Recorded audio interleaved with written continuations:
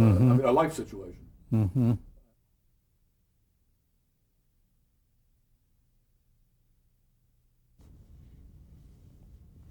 Let's talk about the writers on the Dick Van Dyke Show.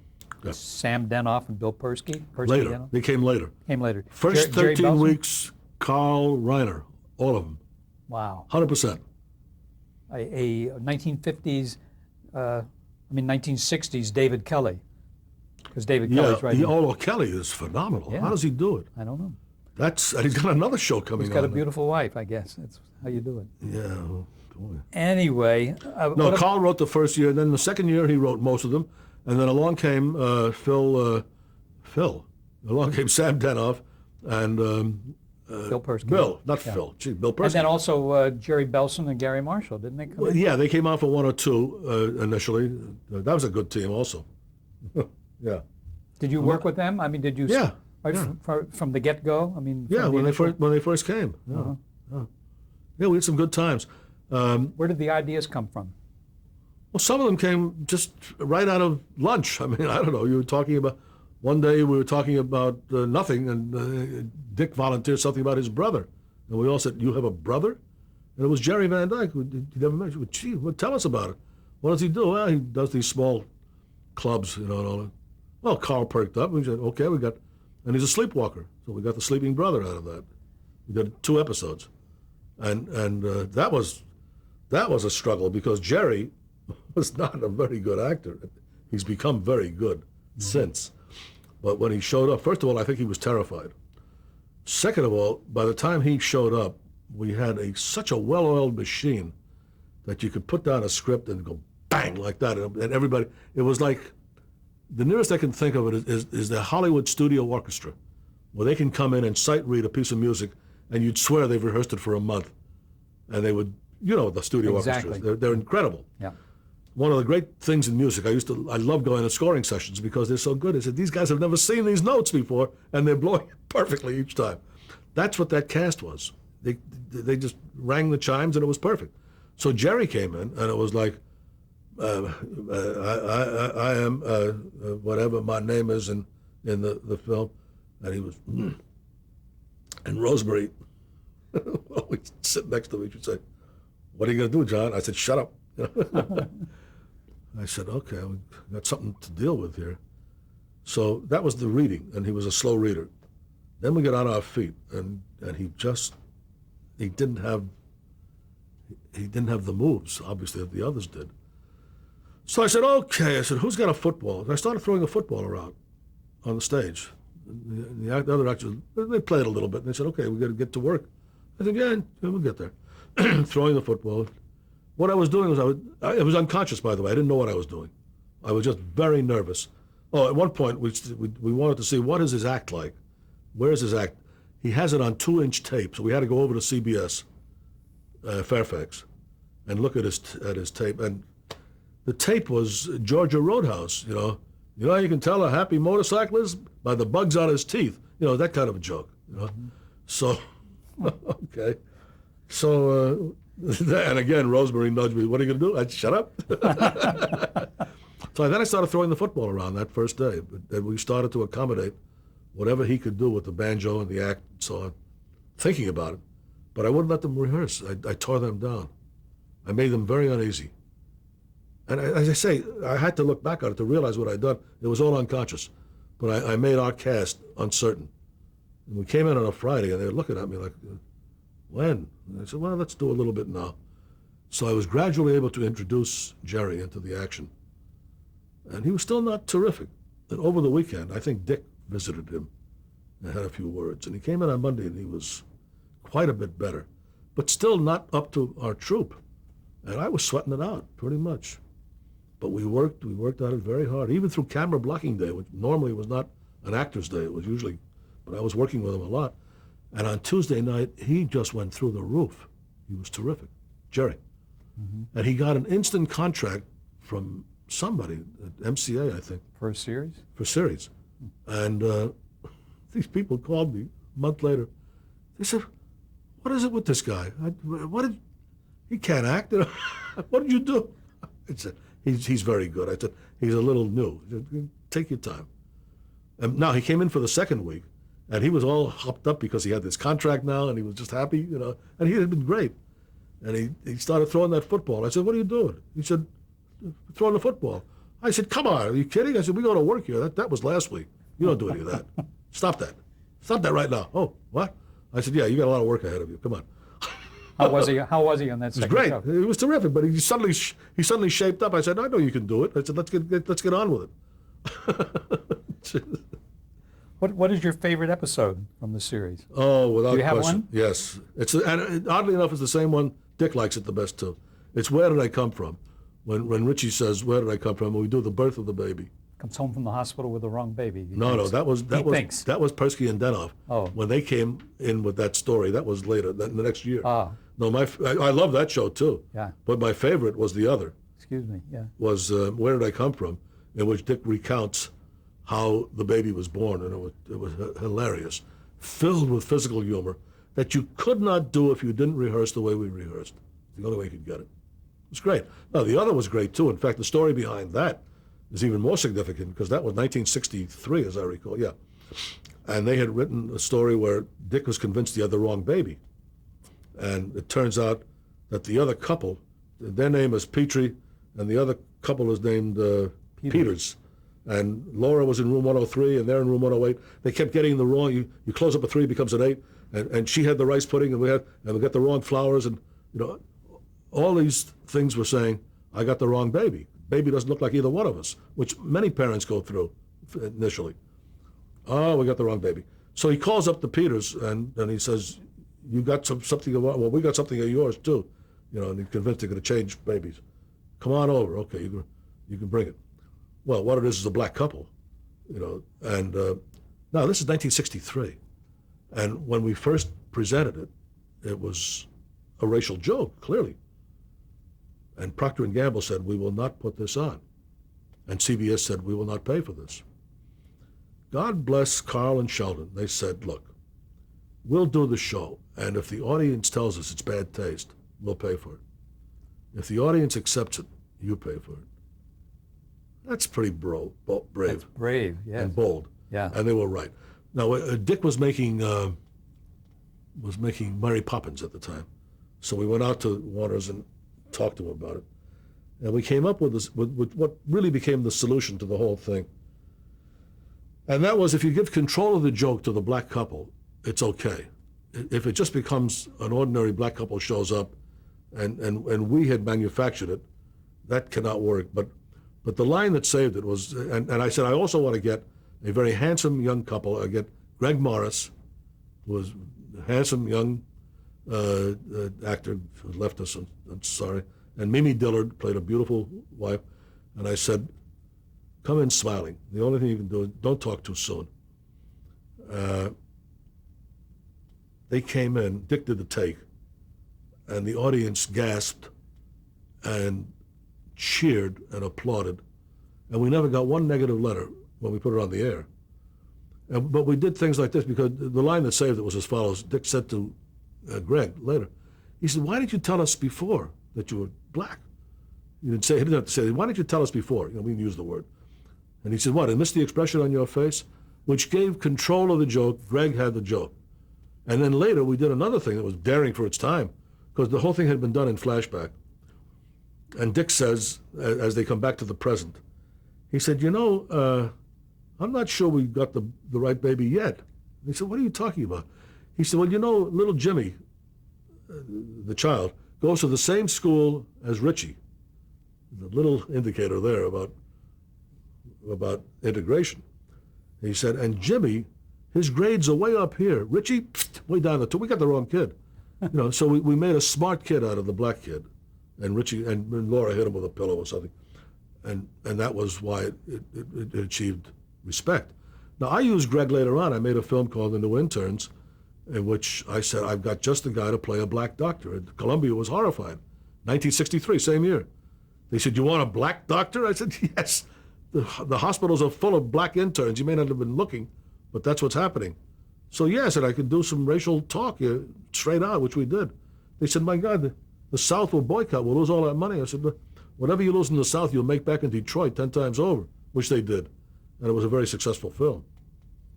There are some other titles that we need to talk about. Oh, incidentally, that episode called "Where Do I Come From?" He wanted to know what city he was born in. Correct? Yeah. Yeah. Yeah, because Dick said, he said, "Daddy, where did I come from?" You know, he did that usual father take. And Mary said, "I think it's a reasonable question. Just tell him where he..." And then, "Thanks," he said to Mary. Where do you think you came from?" And he said, "The same place his kid friend came from. Joey comes from Hackensack or someplace in New Jersey, you know." He said, "Well, he's not ready for this yet." Now, that was among the favorites. I think among the least favorites, according to some of the material I read, was the Randy Twizzle. Yeah. Do you remember that? Yes, I do. I didn't like that. Yeah. Had I said that someplace? No, it was in one of the books that I read about the Van Dyke Yeah, Show. it was not my favorite. Uh-huh. And I think the cast didn't like the picture. Cass didn't like it either. Yeah. But it was based on a fictitious kind of dance that we made up called the Twizzle. It was all about wrestlers and everything. Not very good. But you did deal with everyday happenings, because there was one about a woodpecker pecking on Richie's a head. bird in the head hurts. Yeah. That was based on truth. It actually happened. Rob Reiner, Carl's son, had been attacked by a woodpecker in the neighborhood. He was plucking hair out of his head for a nest. So we used that. And the other one was the what's in a middle name, when we named the kid Rosebud. You remember that? Yes. That was a great episode. There's some wonderful episodes. Rosebud for the sled in. Well, no, that was that was the mystery. Everybody said, "Why Rosebud?" Because he had parents arguing about what the name should be. So it was the first initial of everything that was suggested by the parents, like Richard, Oscar, Sam, I see. like that, Rosebud, all the way down the line. It worked out very well. Now, you left the Van Dyke Show in 1963. Yeah. Why? I had a chance to do a feature film, and I wanted to do a feature. At that time, I had an agent who got me a picture with Hal Wallace. Terrible idea. Oh, the picture was okay. It was called Wives and Lovers. How did Sheldon Leonard and Carl Reiner react to Well, that? they were first. They said, "What are we going to do?" You know, and I said, "Look, the show is on the rails right now." I said, "It's really so good." I said, "Almost anybody can direct this thing now." I said, "Even him." And I pointed to Jerry Paris, who was the next door neighbor. Jerry had a career. Jerry said, "What?" I said, "Jerry, you want to be a director?" He said, "Yeah." Did you train him before you left? I said, "I'll train Jerry. He'll be." But you don't really need training because the show was what it was. By that time, it was really as I called it, being on the rails. It worked very well. But he did a very good job, and he went on to become a very good. Sorry to lose him. He died very young. Very young. Yeah. Did you also train some of those other directors, like Hal Cooper? And No, Hal was an Alan- old friend. He was already an established director. I didn't have to train him. But he only came in and did one episode, I think. You went to Michigan, too, I think. Yeah, he went to my high school as well. Oh. I knew Hal back in high school. He was a senior when I was a freshman. And at Michigan, too, he was a senior when I was a... And Alan Rafkin? Alan Rafkin came on, he observed, and I never trained him. No. Lee Phillips was another one of your directors? I think some of them came later, I believe. Yeah. But So, well, let's touch on the movies just for a little bit, because we still have a lot of TV to talk about. Okay. You wanted to tell us a story about George Segal and the new interns? George Segal, I think it was his first big picture. And it was surely in 1964, I guess. Was that when it was? Yeah, I think it was 64. Segal was one of the few Jewish actors that kept his own name. You know, most of them became Rock Hudson or whatever. I mean, not that Rock was Jewish. I don't know what he was. But, I mean, the Jewish actors had a tendency. John Garfunkel, Jack Garfunkel became John Garfield, you know, that sort of thing. So he was an anomaly. George Segal, my God, a Jewish name is starring. So as a result, a reporter came from the Jerusalem Post. You guys would like to hear this. You know, my Israeli crew back here should like this. Let's see, how did it happen? Yeah, I was standing over here because the writer from the Jerusalem Post had a photographer, and he wanted to have a picture with himself in the middle, myself, and George Segal. Okay, fine. So I was standing on that side. I get the sides mixed up. Let's see. Let me think about it a minute. Is it important to the story? It's important to the story. Okay. I have to get this right. And yeah, and Segal said just before the picture was snapped, he said, "John, we were on the outside. Change places with me." I said, "Okay." So we traded places, and they took the picture. I said, "What was all that about?" And George said, "I foxed you." He said, "My publicity man said, always stand on that side of the picture because you get top billing. I said, that's in English-speaking papers, you schmuck, reading left to right. In this picture, it's right to left. It's the Jerusalem Post. You gave me top billing. Oh, really? That's a fabulous True story. He looked at me, he was dazed. I said, well, it's not going to appear anyplace else. I got top billing. So you eventually wound up doing 5 pictures for Hal Wallace. 4 or 5, 4 or 5. I did a couple of them. You did a Elvis Presley I did picture 2 that Elvis you mentioned Presleys, to us, yeah. yes. Did the interns, and I did Boeing with Jerry Lewis and Tony Curtis. And They were okay. They made money. They were not the happiest of experiences.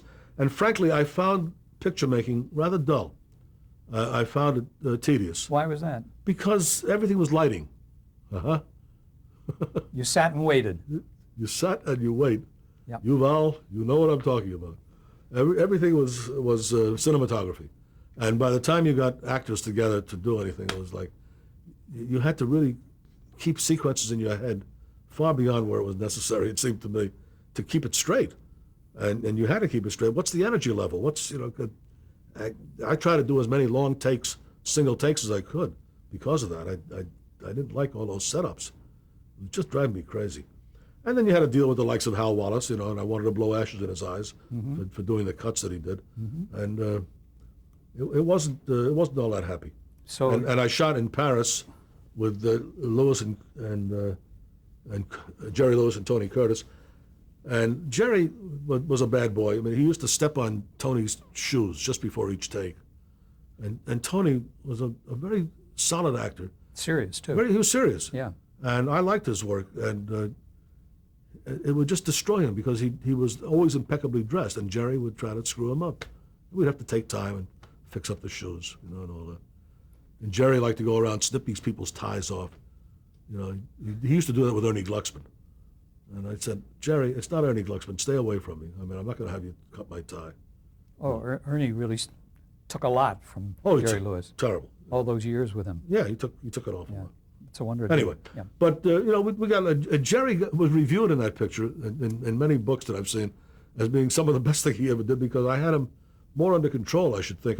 He wanted to do shtick, and I wouldn't allow it. He was more subdued. It was more subdued because the character was subdued, and the picture worked on its level. It was not a great film. I mean, none of those were. Well, going from the subdued to more manic, let's talk about Gilligan's Island, Oh, God, which you help came us. and started working on in 1964. Oh, yeah, Sherwood Schwartz, my dear friend, Robin Hood's rabbi, as Hal Catter calls him, called me and he wanted me to do, he said, let's have coffee down at Sunset Boulevard. I had coffee. He said, I got an idea for a show with people cast away on an island. And I'm saying, yeah, okay. He said, I'd like you to do it. I said, gee, Sherwood, I'm not so sure. I was doing a feature film at the time. I was doing interns. And I said, okay. Can I help you in any way? I will, but I'm not sure I can take the time. Oh, thank you. I appreciate that. Okay. Came back at me again later and said, they want to wait until you can do it. Who's they? I said, Procter & Gamble. Okay. Okay. So let me think of my way. I called my agent. I said, listen, I really, Sherwood is a wonderful guy and I love him, but I don't really want to do this because I'm now making feature pictures and I don't want to stop and do this, essentially a children's show. He said, well, they're very anxious for you to do it. And in fact, there was a meeting called with Herb Jaffe, who was head of United Artists at that time. I said, well, I'm cutting on my film. Come to my office at Columbia. And he came over and he said, we really have to have you do this pilot. And I said, I really cannot do the pilot, which I couldn't. He said, well, if we make it with another director, we still want you to do the series if it sells. I said, for goodness sakes, why? And he said, well, Sherwood is an unknown quantity to Procter & Gamble. He said, everybody loves his writing, but he's never produced. And you have done Dick Van Dyke for Procter & Gamble, and they like you. And CBS likes you. And it's, oh, okay. So I said, let me make you a proposition. I will do everything that's required that can help Sherwood get this project off the ground. I'll help him cast it. I'll help edit it. I'll do whatever you want. I just don't want any credit, and I want no money. Just let me help my friend. So this guy said, can I make a phone call? So he went into my other office, and he came back and he said, New York says to give you more. I said, I don't want more what? I said, more zeros? I don't want any more. You know. He said, no, we have to make a deal. So I talked to my agent and said, the agent said, look, give them a deal they can't accept. And they wrote stuff in that you can't believe. Do you remember what some of those terms were? Well, some of it was, if I direct it, I get X number of thousands of dollars, which is way above wherever I was at the time. I would be a producer and get paid way above whatever it was at the time. I didn't have to be there because I was making feature pictures. And my friend Hal Cooper, funny you should mention him a moment ago, was just out from New York and wasn't getting a job. I said, and I want my surrogate to be Hal Cooper, and you pay him the following amount, and he can only report to me, to nobody else. And So he was the associate producer. yeah, exactly. And let's see, what else? And there was this, that, and the other thing. You know? Piece of the action? Did you get a piece of the show? Well, that's what my agent said. Why don't you ask for a piece of the action? I said, well, I said, come on, it's not going anyplace. So we threw in 10% of the show, okay? Did they accept it? Immediately. I was shocked. I said, you don't mean this. Did you? So I had to find the time and do it. And they made the pilot. Well, I think Rod Amato directed the pilot. And then they came back and they needed recasting. Sherwood was very bright, though. He knew how to produce. He knew everything. I didn't have to do a damn thing. I mean, it was just great. And we set up shop at Studio Center. studios that became the Radford. Yeah, used to be the Max Sennett studio. Did you know that? Yeah. And I remember they built a lagoon in the back, and I came to look at it, and I said, "This doesn't work." And they said, "Why?" I said, "Because it's finite. You made a lake. You can see all the way around. What's wrong with that?" I said, "You need an outlet to the sea. How do these people get here? This is just a man-made circular lake. It's stupid. Oh, we can't rebuild it now. We got electricity over here. You have to." I said, "You're going to have to dig it up." I said, "There's no way this can work." Hunt Stromberg was furious. That was the Hunt Stromberg CBS. Okay, remember that. So I said, regardless, I said, you've got to build this thing correctly. So they did. At great expense, they dug it up. Of course, the only way you could get a ship in there was through the ocean, and it had to be an inlet and a bay. And later, I used it on Gunsmoke all the time. I used it as a Western set. It was a great Western set. Right on Radford Avenue. You know, it was very useful. Anyway, I had said I would do the first group of shows, and one day I was in New York, and my secretary called me in some distress. She said, "Something's happening here." I said, "They're moving your offices, and they've taken your name off the announcement board, the directory, and your parking place has been moved 20 spaces away or so." I said, "I have no idea what's going on. I'll find out when I get there." So I came back and I found all this was true. I said to the studio manager, what's going on here? He said, "Don't you know?" He had terror in his eyes. I said, "No, I don't know anything." "What?" He said, "Well," I said, "Who ordered this thing?" He said, "Hunt Stromberg ordered you being moved and all this." So I said, I called up Hunt Stromberg and I said, "Can I have a meeting with you?" "Oh, yes, I should talk to you." Okay. So I went over to his office at Fairfax. I said, "What's going on?" He said, "We have taken over this show from United Artists, we at CBS." I said, "I didn't know that." I said, "We've just read your contract." He said, "The dumbest, stupidest contract ever made. You have 10% of the show. You have all these dollar figures that are outrageous. You have Hal Cooper, who I can't even talk to. I said, "Yeah, well, that was the deal they made. And you don't have to show up because you're making pictures elsewhere?" I said, "Yep, that's the deal." He said, "Well, it's outrageous. I can't live with that." I said, "I would agree with you." And I told him the story about how this came about. I said, "I didn't want any of this. I asked for nothing." "Oh," he said, "then there's no problem." I said, "Oh, there's plenty of problem." I said, "What?" I said, "First of all, you terrorized my secretary. Second of all, you took my name off the directory. You moved my parking place. You're threatening to move offices." I said, "You really behaved very badly." He said, "But we can't have this."